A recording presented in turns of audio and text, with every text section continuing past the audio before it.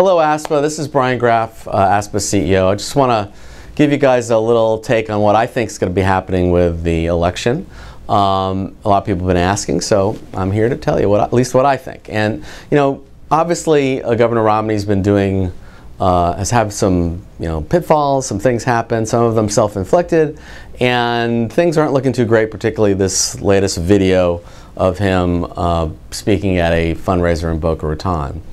All that being said, even putting that aside, it's still a bit of an uphill climb for Governor Romney, and let me tell you why. The way the electoral college map is sort of falling between the red states and the blue states, basically, since there's so many solid blue states for the president, Governor Romney, in order to get the 270 electoral college votes that he needs to become president, would have to win the following states, all of them. North Carolina, which he's got a pretty good shot at winning, Virginia, but also Virginia, Ohio, Florida, and either Wisconsin and Iowa. And frankly, given the polling in Virginia and Ohio right now, it's kind of a tall order to assume that he's going to be able to sweep all of those toss-ups. Again, I'm talking he'd have to win all of these, North Carolina, Virginia, Florida, Ohio, and either Wisconsin or Iowa. That's what it would take to get to the 270 magic number.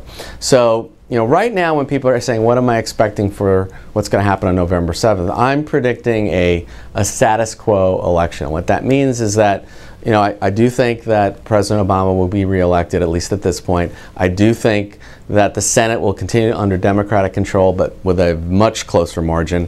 And I do think Republicans will still have control of the House of Representatives with a handful fewer seats, but certainly nothing to impact their control over the House.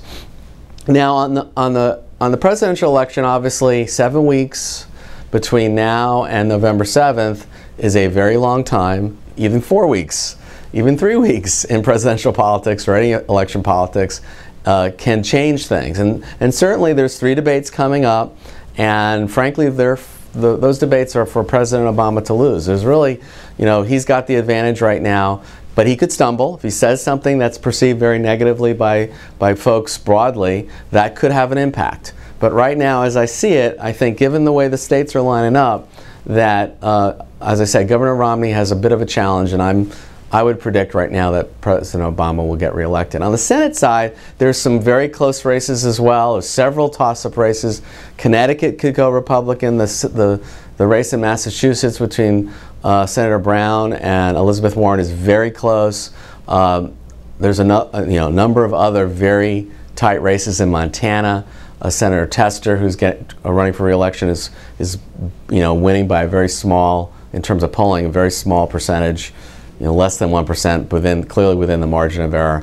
Still, so it really could go either way. But the way I'm, looking at the polling, talking to people in the states, my view is that I think it's likely to be 51-49 Democratic, or even 50-50, which means Vice President Biden will be spending a lot more time breaking ties in the Senate, which will make C-SPAN a little bit more entertaining to watch. So what does this all mean? What does a status quo election mean? Well, status quo means status quo. And what I mean by that is I expect after the election, they're going to come back lame duck fairly soon, right after the election, and they're already talking about this. And so status quo also means continued bipartisan gridlock. And they're going to have to come up with a way to avoid the fiscal cliff, which I still think they will, with either a 6-month extension of the tax cuts or maybe even as long as a 12-month extension. And they've actually started to talk about that already. There was a trial balloon a couple days ago on a 6-month extension. So I'll have more about that after the election with the post-election results. Stay tuned for that, and certainly make sure you vote. November 7th will be an interesting day.